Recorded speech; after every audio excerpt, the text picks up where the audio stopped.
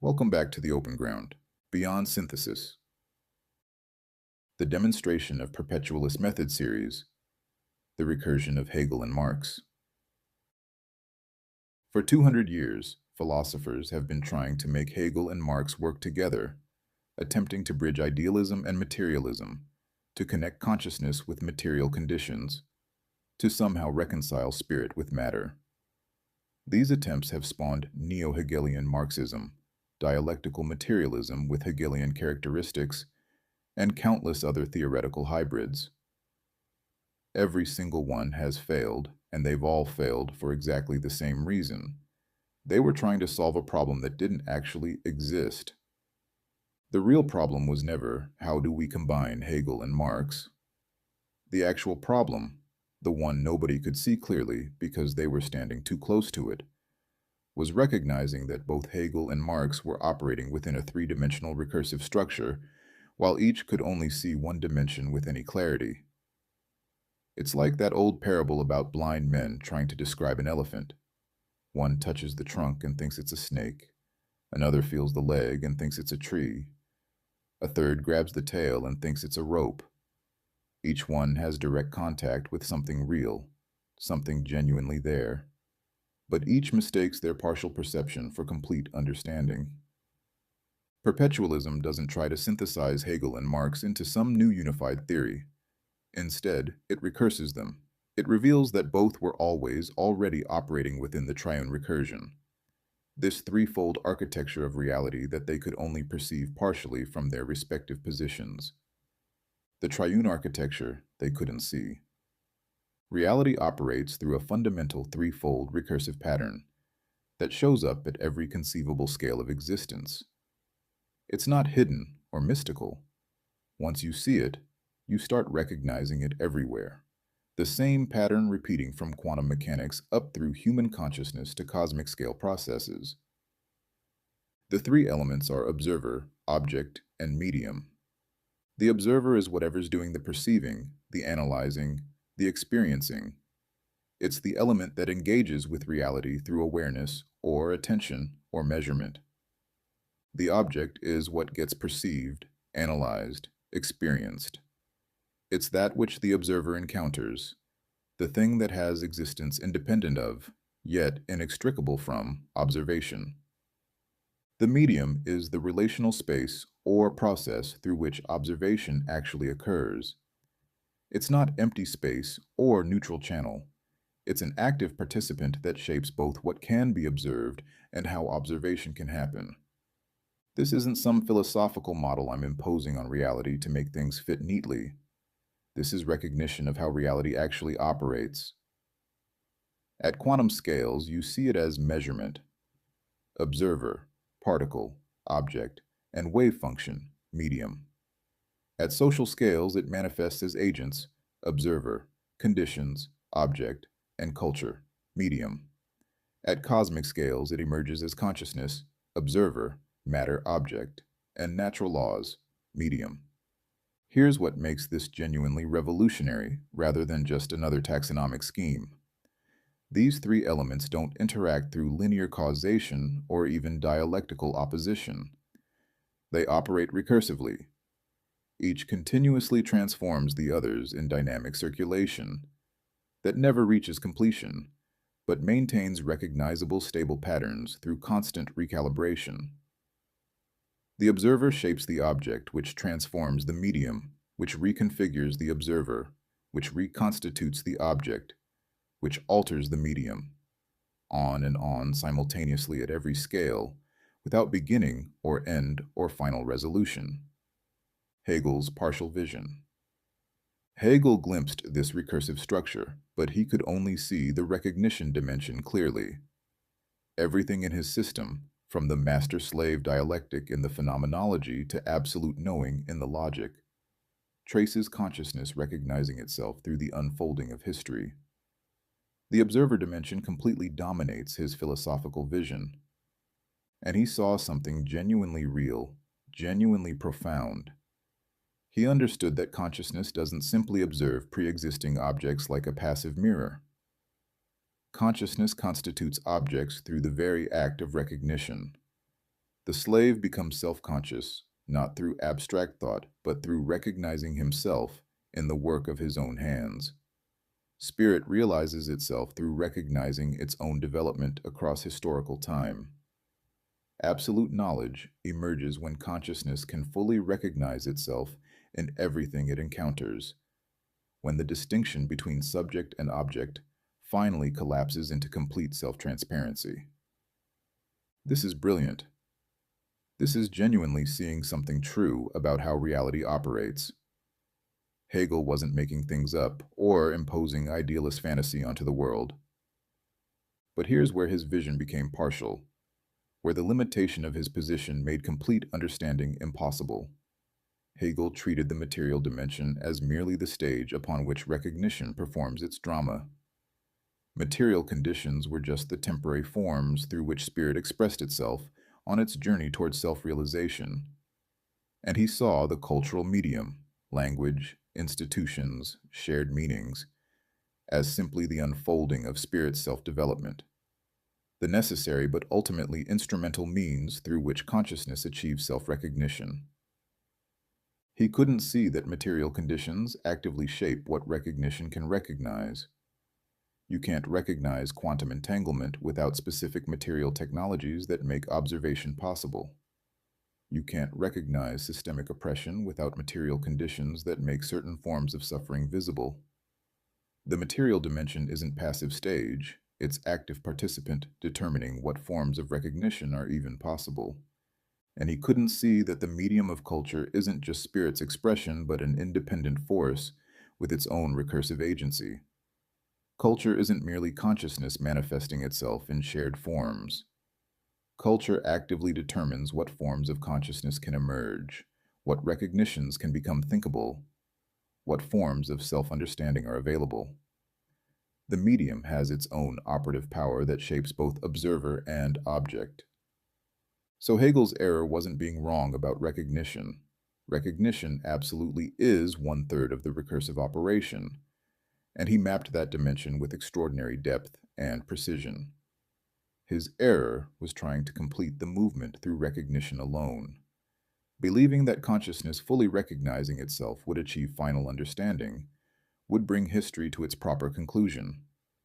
He couldn't see that recognition is only one moment in a threefold recursion that cannot complete, because completion would end the very process that generates reality itself. Marx's partial vision. Marx saw right through Hegel's idealist mystification. He recognized that Hegel had inverted the actual relationship, that consciousness doesn't create material conditions but emerges from them. And Marx glimpsed the material constitution dimension with absolutely stunning clarity. His entire system, historical materialism, the labor theory of value, the analysis of commodity fetishism, the materialist conception of history, traces how material conditions determine consciousness. The object dimension completely dominates his vision. He saw that consciousness doesn't freely create reality from pure thought. Consciousness emerges from specific material conditions, from concrete social relations of production. The mode of production, who owns what, who works for whom, how labor is organized and rewarded, shapes what forms of consciousness are even possible within that system.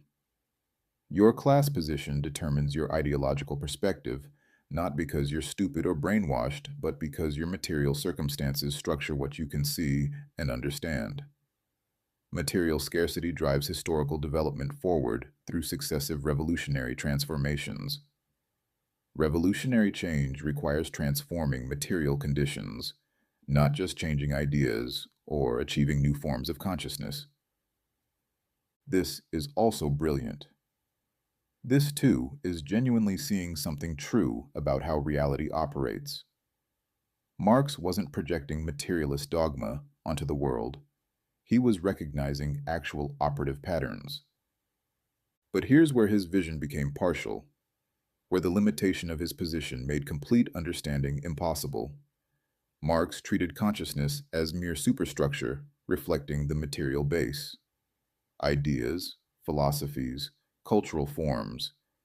These were just ideology expressing class interests, mystification concealing material relationships, false consciousness that would dissolve once material conditions were properly transformed.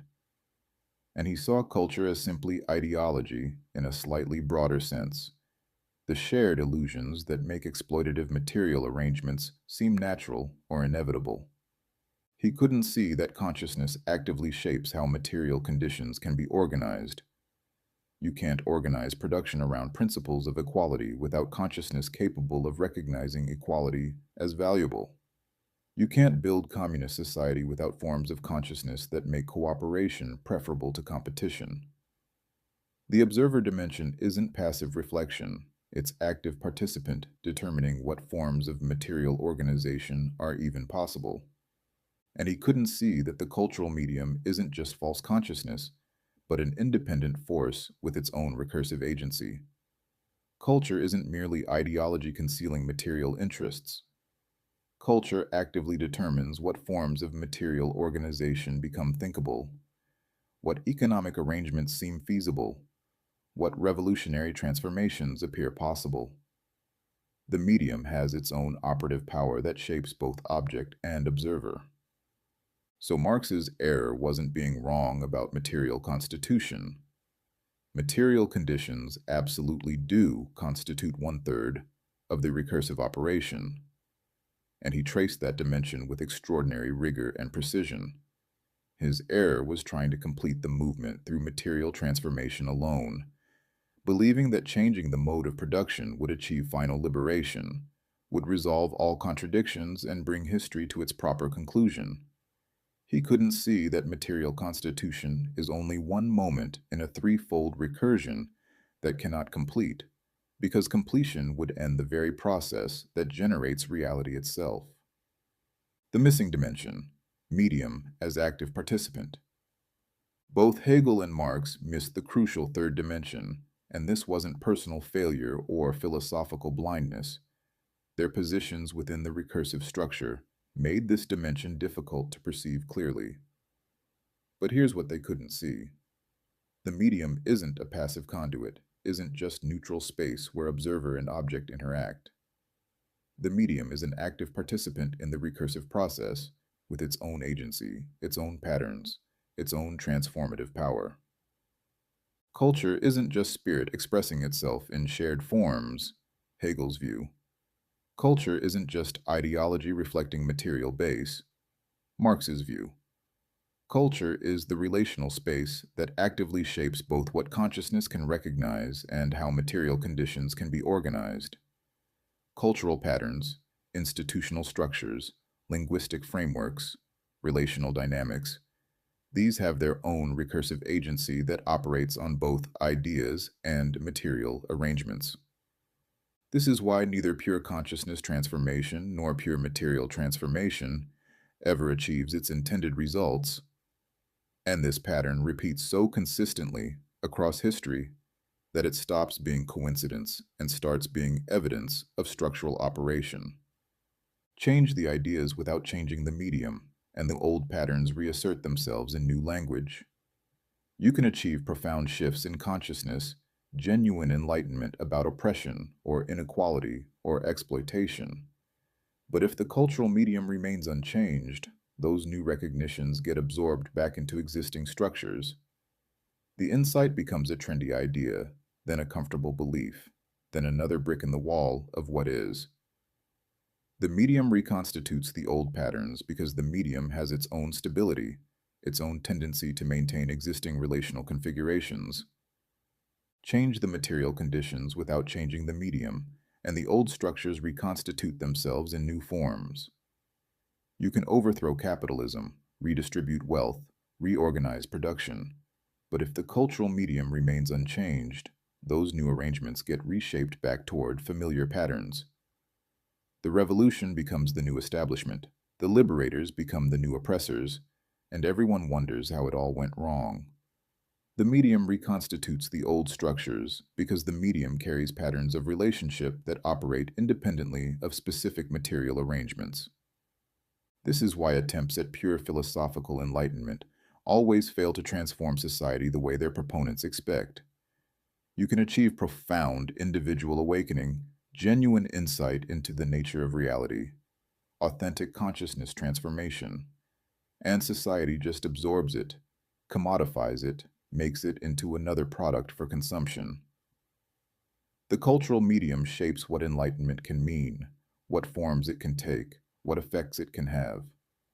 Consciousness transformation without medium transformation is just rearranging the furniture in your mind while the house remains structurally identical. This is why attempts at pure revolutionary transformation always fail to create the liberated society their proponents envision. You can seize the means of production, overthrow the ruling class, establish new material conditions, and the same hierarchies reconstitute themselves. The same patterns of domination emerge in different clothing. The same essential structure reasserts itself. The cultural medium shapes what revolution can accomplish, what forms it can take, what effects it can have.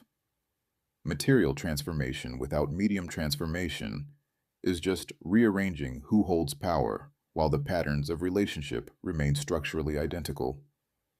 Real transformation, the kind that actually shifts how reality operates rather than just changing surface appearances, requires recursive coordination across all three dimensions simultaneously. You need consciousness transformation that recognizes new possibilities. You need material transformation that creates new conditions. And you need medium transformation that establishes new patterns of relationship. All three together, recursively reinforcing each other's changes. Miss any dimension and the others get pulled back toward existing patterns by the unchanged element. Recursion versus synthesis. Understanding this threefold recursive structure reveals why Hegel and Marx must be recursed rather than synthesized, and why every attempt at synthesis has failed not through inadequate effort, but through fundamental misunderstanding of what the relationship actually is. Synthesis would create resolution, some new unified position that eliminates the tension between idealism and materialism, that reconciles consciousness and material conditions into harmonious whole. But the tension is the engine of recursive circulation. The dynamic relationship between these dimensions, the way they push against each other and transform through their interaction, generates the ongoing process we call reality. Eliminating the tension would destroy the very mechanism that produces existence itself. You'd achieve perfect resolution and perfect stasis simultaneously, which is another way of saying you'd achieve death. Synthesis would establish hierarchy. It would make either consciousness or material conditions primary, with the other derived from, or reducible to, the foundational element. Even sophisticated syntheses that try to give both equal importance still end up privileging one dimension as explanatorily prior. But the three dimensions aren't hierarchically arranged. They're irreducibly co-constitutive. None can be primary because each exists only through recursive relationship with the others. Consciousness without material conditions is impossible abstraction. Material conditions without consciousness are meaningless configuration of matter, and both without cultural medium are isolated elements that cannot interact to produce anything recognizable as reality. Synthesis would enable completion. It would make possible the achievement of either absolute spirit or classless society.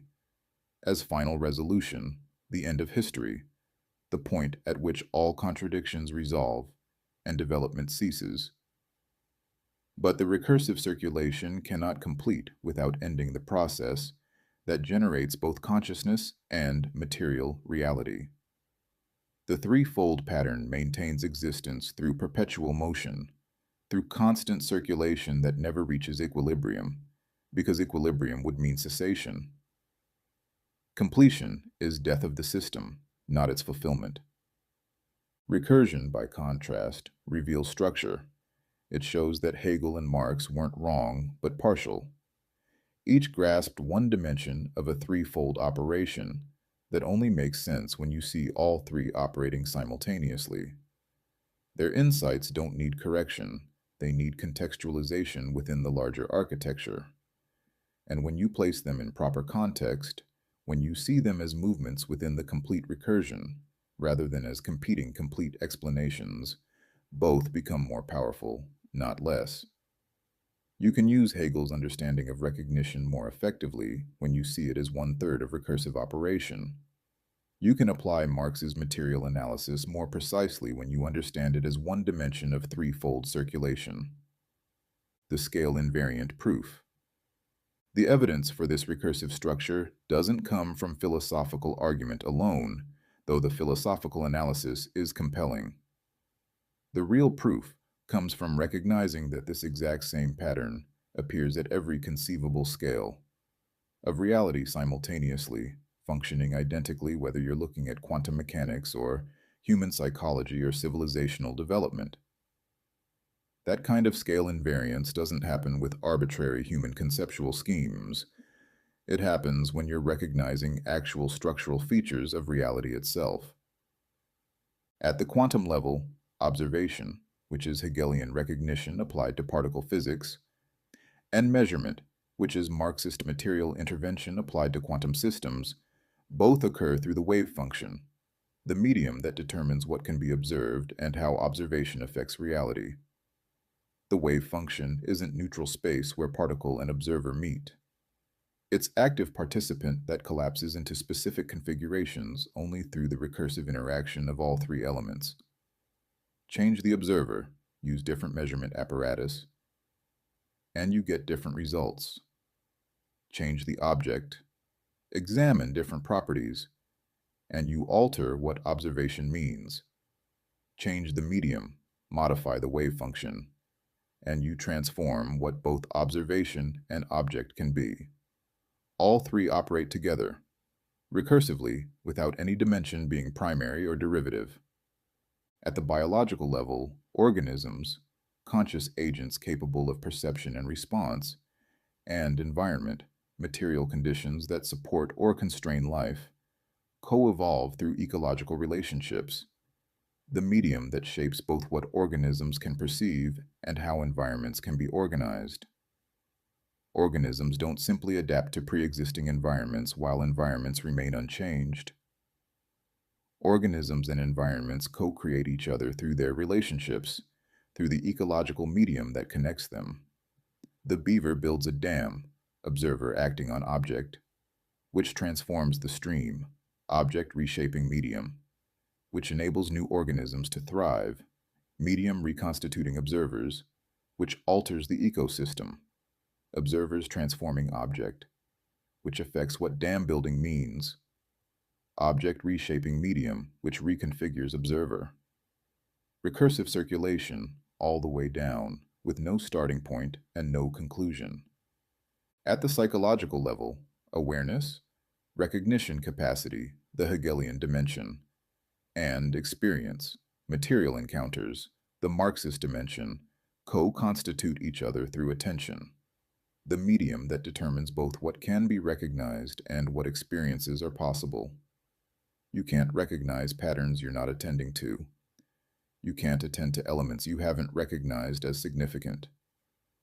And both recognition and attention shape what experiences can occur, which experiences reshape what you can attend to, which transforms what you can recognize. Your consciousness doesn't passively observe your experiences. Your experiences don't mechanically produce your consciousness. Both operate through the medium of attention, which has its own patterns and biases and tendencies that actively shape both sides of the relationship. At the social level, collective consciousness, shared recognition, capacity for mutual understanding, and economic systems, material organization, structures of production and distribution, co-create each other through culture, the medium that shapes both what societies can understand and how they can organize production. A capitalist society develops forms of consciousness that make individual competition seem natural, which reinforces economic arrangements based on competition, which strengthens cultural patterns celebrating individualism, which produces consciousness that can't easily imagine alternatives. A communist society would develop forms of consciousness that make cooperation seem natural, which would reinforce economic arrangements based on mutual aid, which would strengthen cultural patterns celebrating solidarity, which would produce consciousness that couldn't easily imagine competitive alternatives.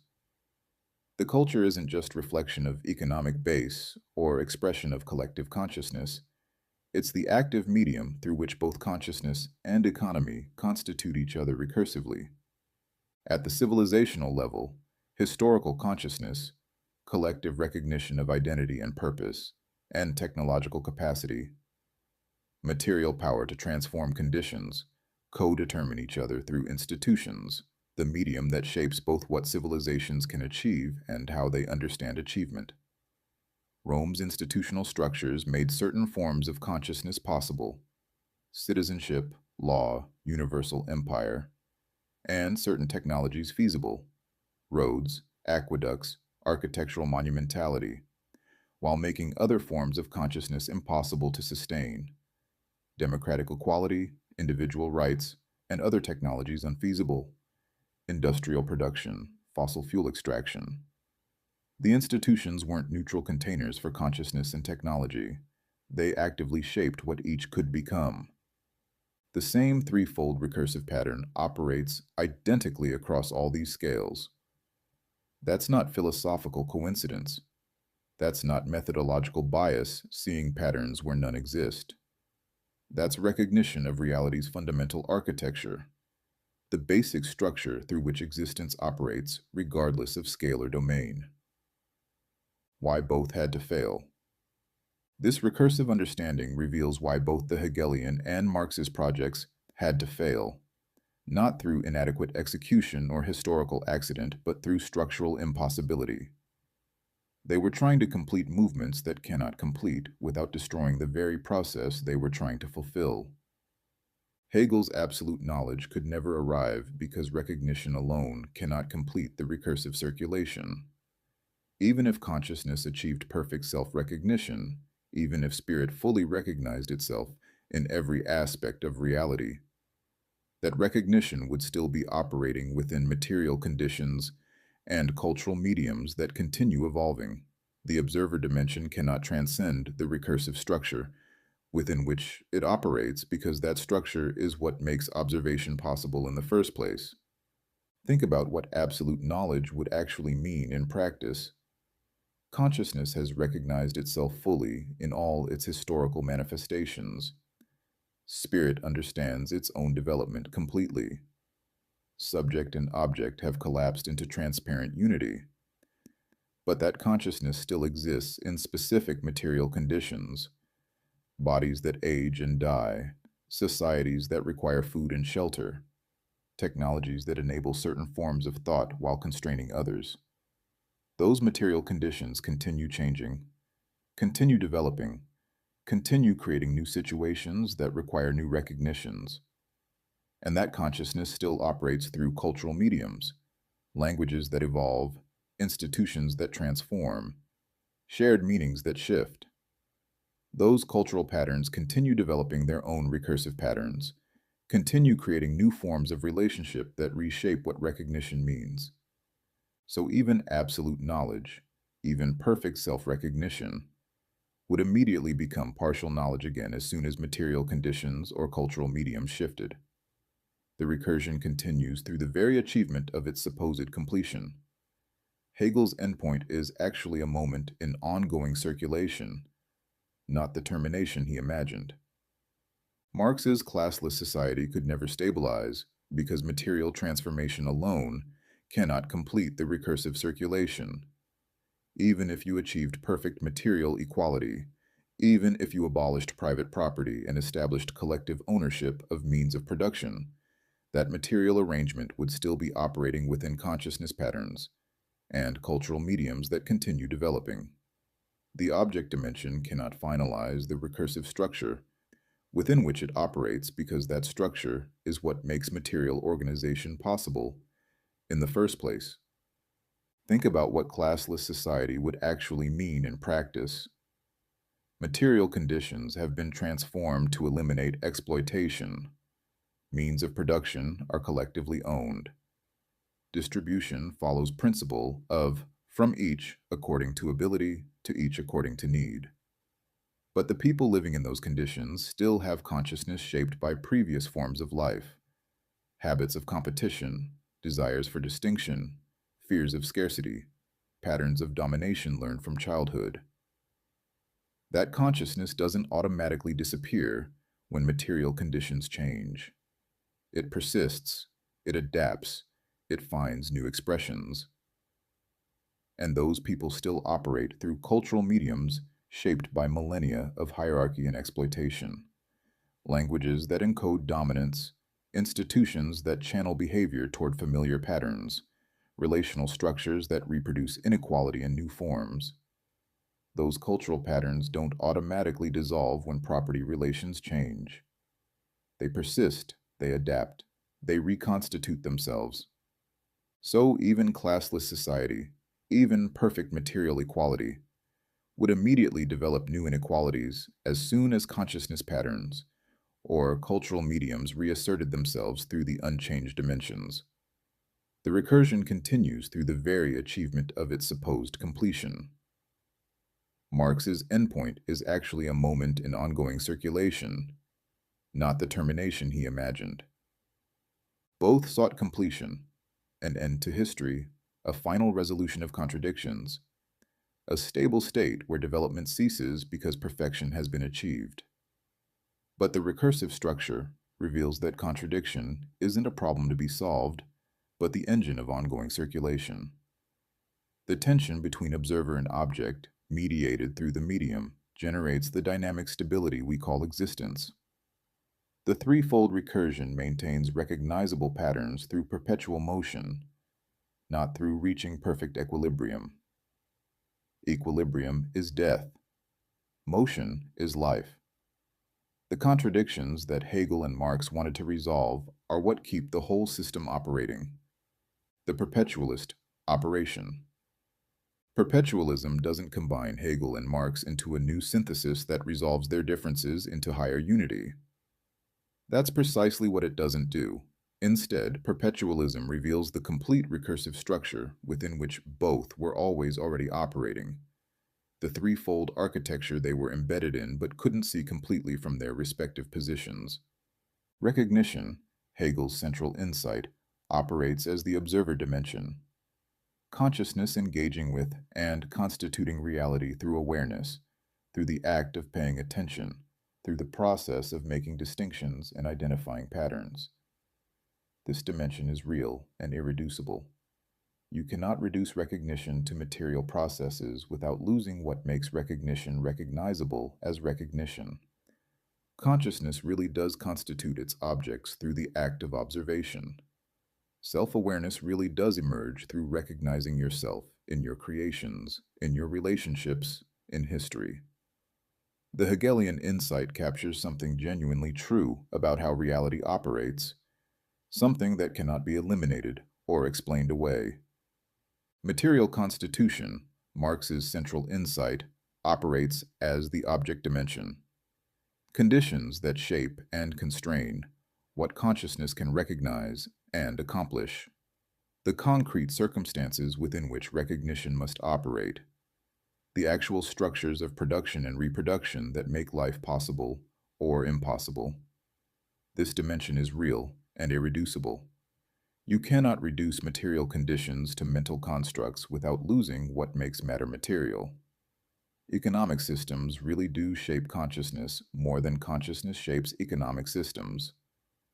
Class position really does determine what forms of awareness become available. Revolutionary transformation really does require changing actual material arrangements, not just achieving new forms of understanding. The Marxist insight captures something genuinely true about how reality operates, something that cannot be eliminated or explained away. Relational recalibration, perpetualism's addition, the dimension both Hegel and Marx missed, operates as the medium dimension. The cultural, institutional, and relational space through which recognition and material constitution co-create each other. the patterns of relationship that have their own stability and their own transformative power. This dimension is real and irreducible. You cannot reduce cultural patterns to either mental constructs, Hegel's move, or material reflections, Marx's move, without losing what makes culture cultural. Relational structures really do shape both consciousness and material conditions. Institutional patterns really do determine what forms of recognition and material organization become possible. Cultural transformation really does require changing actual patterns of relationship, not just achieving new consciousness or new material arrangements. All three operate simultaneously at every scale, creating recursive circulation that generates reality through dynamic relationship rather than through linear causation or dialectical resolution. Reality doesn't flow from observer to object or from object to observer. Reality emerges from the recursive circulation of all three dimensions together, each continuously transforming the others in patterns that maintain stability through constant recalibration rather than through reaching equilibrium. This is why you can't privilege any dimension over the others. Consciousness doesn't create material conditions, contra absolute idealism. Material conditions don't create consciousness, contra vulgar materialism. Cultural patterns don't create both consciousness and matter, contra-cultural determinism. Instead, all three co-create each other recursively, with none being primary or derivative, none being foundational or superstructural. Implications for practice. This recursion rather than synthesis has profound practical implications that shift how we approach basically everything from personal development to political transformation to institutional change. Political transformation requires coordinating changes across consciousness, material conditions, and cultural mediums simultaneously. You can't just raise consciousness and expect society to transform. That's the liberal mistake that's failed for 2 centuries. You can't just seize means of production and expect liberation to follow. That's the socialist mistake that's failed for a century.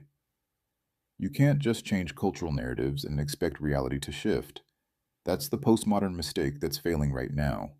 Real political transformation coordinates all three dimensions recursively.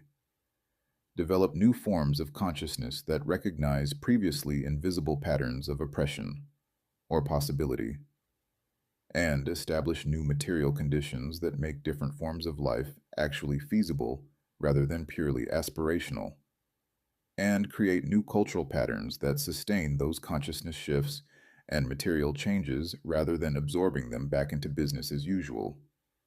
Working on consciousness alone fails because the unchanged material conditions and cultural patterns pull consciousness back toward conventional forms.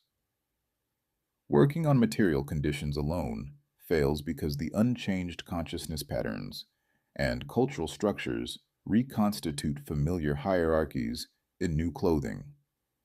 Working on cultural patterns alone fails because the unchanged consciousness and material conditions treat cultural shifts as merely rhetorical rather than substantive. But when all three transform together, when the changes reinforce each other recursively, you get actual transformation that persists rather than temporary disruption that gets normalized. The new consciousness makes new material arrangements thinkable. The new material arrangements make new consciousness patterns sustainable. The new cultural patterns make both consciousness and material shifts feel natural rather than forced. Personal development involves recognizing that individual consciousness, life circumstances, and relational patterns all shape each other recursively. You can't just change your mindset and expect your life to transform.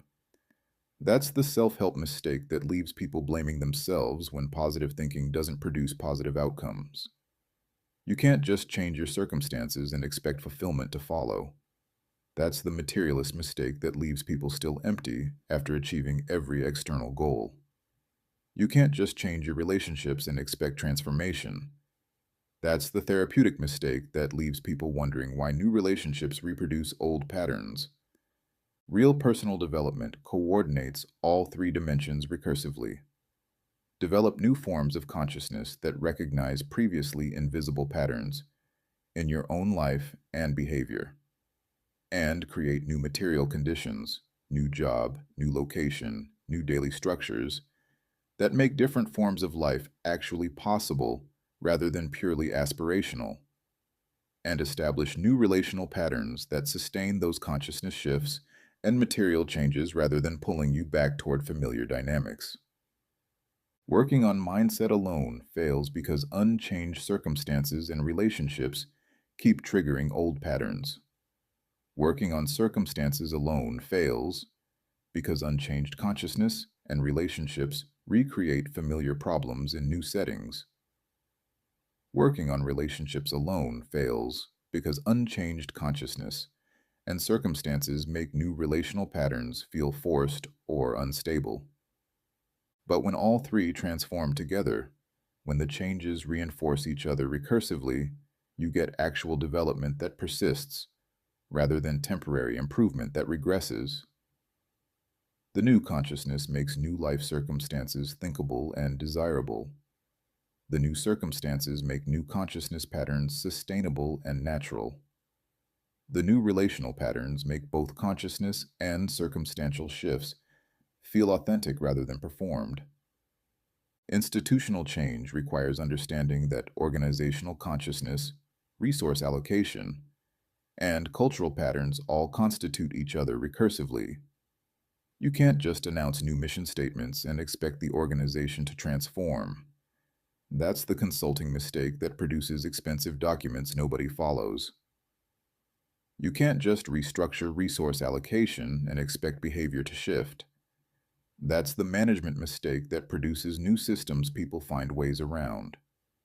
You can't just change organizational culture and expect transformation.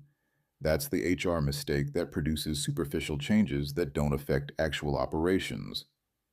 Real institutional change coordinates all three dimensions recursively.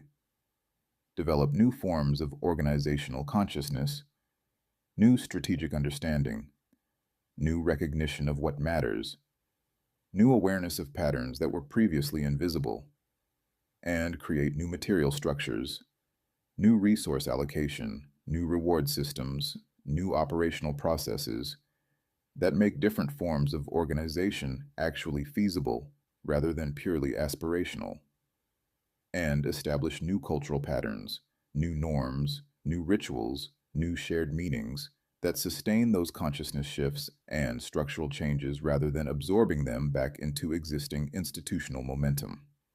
Working on mission and strategy alone fails because unchanged structures and culture make new consciousness purely rhetorical. Working on structures and resources alone fails because unchanged consciousness and culture treat new systems as obstacles to root around. Working on culture alone fails because unchanged consciousness and structures make cultural shifts feel performative rather than substantive.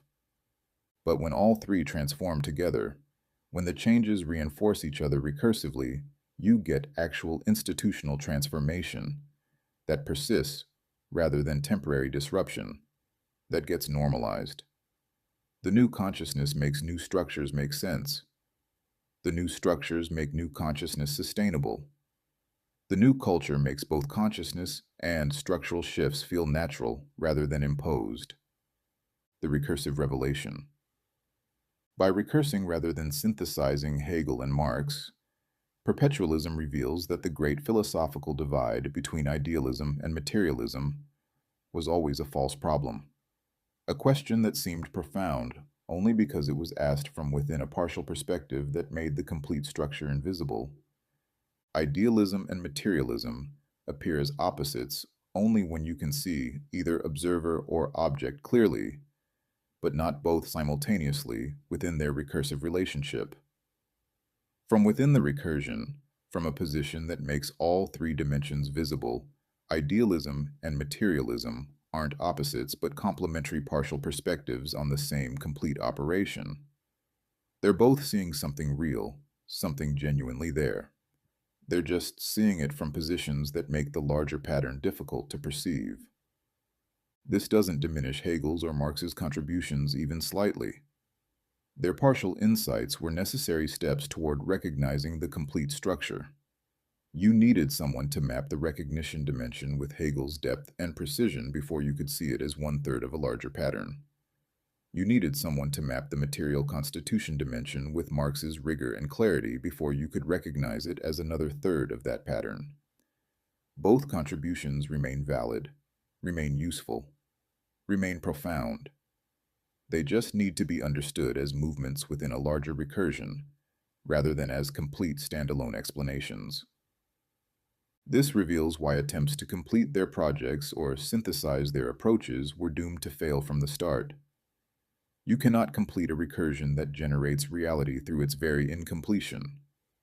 The recursive circulation maintains stable patterns precisely through perpetual motion, not through achieving final resolution. Trying to complete the recursion is like trying to achieve the perfect moment when a river stops flowing while remaining a river. The flow is what makes it a river. Stop the flow, and you have a pond or a puddle, not a river that's achieved its perfect form. You cannot synthesize dimensions that only exist through their dynamic relationship. Observer and object don't exist as independent entities that then enter into relationship. They co-constitute each other through the recursive circulation mediated by the cultural medium.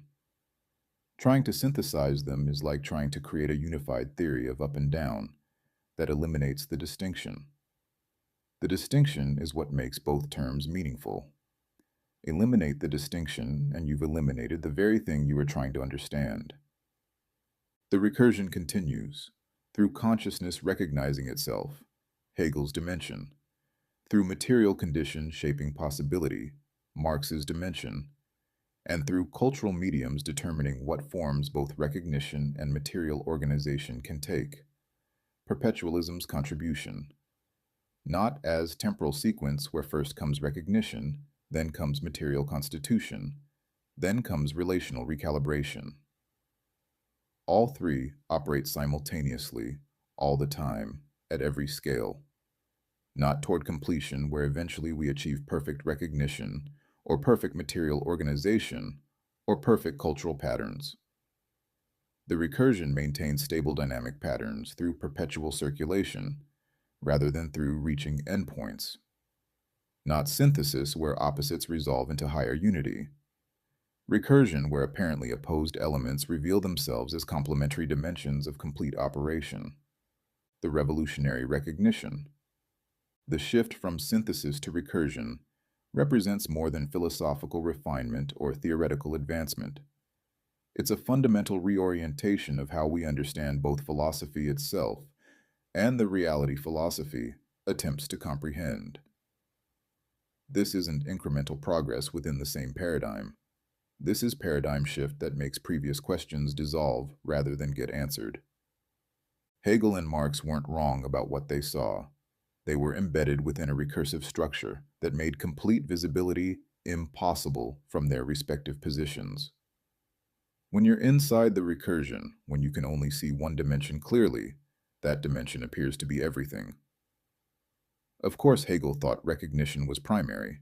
From his position within the observer dimension, recognition really does seem to constitute all of reality. Of course, Marx thought material conditions were primary.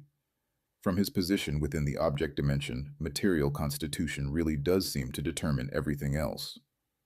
Their partial truths become complete not through combination, not through synthesis that preserves something from each while discarding other elements, but through recognition of the larger architecture within which they operate. When you see the complete recursive structure, Hegel's insights about recognition become more powerful, not less, because you can apply them precisely within their proper dimension. When you see the threefold circulation, Marx's analysis of material conditions becomes more useful, not less, because you can deploy it effectively within its operative scope. This is why perpetualism succeeds where synthesis fails, why recursion accomplishes what combination cannot. Synthesis tries to resolve the tension between consciousness and material conditions, tries to create theoretical framework where both get incorporated into harmonious whole. But the tension is the productive engine of recursive circulation. The dynamic relationship between these dimensions, the way they push against each other and transform through their interaction, generates the ongoing process we experience as reality. Resolving the tension would destroy the mechanism that produces existence. Recursion doesn't resolve the tension. It reveals that tension as the productive engine. It shows that what appeared as philosophical problem, how do we reconcile consciousness and matter, was actually recognition of operational structure. Consciousness and matter exist in productive tension mediated by cultural patterns. The problem dissolves not by being solved, but by being recognized as misidentified feature. Synthesis tries to establish hierarchy, tries to determine whether consciousness or material conditions should be considered primary, foundational, explanatorily prior. Even sophisticated syntheses that claim to give both equal weight end up privileging one dimension in subtle ways. But hierarchy is precisely what the recursive structure makes impossible. You cannot ask which comes first, observer or object. Without making category error, neither comes first. Both exist only through their recursive relationship. Asking which is primary is like asking whether inhaling or exhaling comes first in breathing. Neither comes first. They constitute each other through alternation. The relationship is the reality. Recursion doesn't establish hierarchy. It reveals co-equal moments in threefold circulation. Observer, object, and medium all have equal ontological status, equal causal power, equal explanatory necessity. None is more real than the others. None determines the others. All co-create each other through recursive relationship. Synthesis seeks completion, tries to achieve either absolute spirit or classless society, or some other endpoint where development culminates and history reaches its proper conclusion. But completion is precisely what the recursive structure makes impossible. The threefold pattern maintains existence through perpetual motion, through constant circulation that never reaches equilibrium, because equilibrium would mean cessation. Seeking completion is like seeking the moment when time stops while remaining time. The flow is what makes it time. Stop the flow and you have eternity, not time that's achieved its perfect form. Recursion doesn't seek completion. It embraces perpetual recalibration as the stable structure of existence. Reality maintains recognizable patterns, not through achieving perfect equilibrium, but through constant dynamic adjustment across all three dimensions simultaneously. Stability emerges from motion, not from stasis. Pattern emerges from circulation, not from fixity. The recursion of Hegel and Marx thus demonstrates perpetualism's fundamental operation at the meta-level. Perpetualism doesn't create new philosophy that replaces or supersedes previous philosophy. It reveals the recursive architecture within which all philosophy operates, the threefold structure that makes philosophical thought possible in the first place. It doesn't solve philosophical problems through brilliant new arguments. It dissolves philosophical problems through recognition of their basis in partial perception of complete recursive structures. When you see the complete recursion, the problems that seemed profound from within partial perspective simply evaporate. The question, is reality fundamentally ideal or material, stops being a question that needs answering, because you recognize both as dimensions of recursive operation. The problem, how do we reconcile consciousness and material conditions, stops being a problem that needs solving, because you recognize the tension as productive engine, rather than as defect requiring correction. The invitation here is not to choose between Hegel and Marx, not to decide which one was closer to truth or which one deserves priority. The invitation is not even to synthesize them into some new unified theory that incorporates insights from both while correcting their errors. The invitation is to recognize the recursive architecture within which both were operating, and within which we ourselves operate. As we attempt to understand them, as we read these words, as we think these thoughts. This is recursion, not synthesis. And in that distinction lies the difference between philosophical systems that seek impossible completion and philosophical frameworks that align with reality's actual recursive structure. The difference between theories that try to resolve contradictions and frameworks that recognize contradiction as engine of circulation. The difference between explanations that establish hierarchy and recognitions that reveal co-equal dimensions. The difference between solutions that promise endpoints and insights that embrace perpetual recalibration. The recursion continues through our very recognition of it, neither completing nor resolving, but perpetually circulating through recognition, consciousness engaging reality, material constitution, conditions shaping possibility, and relational recalibration, cultural patterns mediating both. We are not outside this recursion observing it objectively. We are within it, constituted by it, operating through it. Our recognition of the recursion is itself a moment in the recursion. Consciousness recognizing itself, Hegel, through material engagement with philosophical texts, Marx, within cultural patterns that make this recognition possible. Perpetualism. The philosophical crime scene reveals itself not as scene of theft or plagiarism, but as scene of partial perception mistaken for complete vision. Both Hegel and Marx saw something real, mapped genuine dimensions of reality's operation. The crime wasn't being wrong. The crime was being incomplete while claiming completion, being partial while asserting totality. And we commit the same crime whenever we mistake our perspective for reality itself, whenever we elevate our insights to final truth, whenever we seek completion that would end the very circulation that generates understanding. The solution is not better theory that finally gets it right. The solution is recognizing the recursive structure that makes all theory possible, the threefold architecture within which all understanding operates, the perpetual circulation that generates both knowledge and reality through its ceaseless motion. Not synthesis, but recursion, not completion, but perpetual recalibration, not resolution, but recognition of productive tension as engine of existence itself. For the minds that are ready,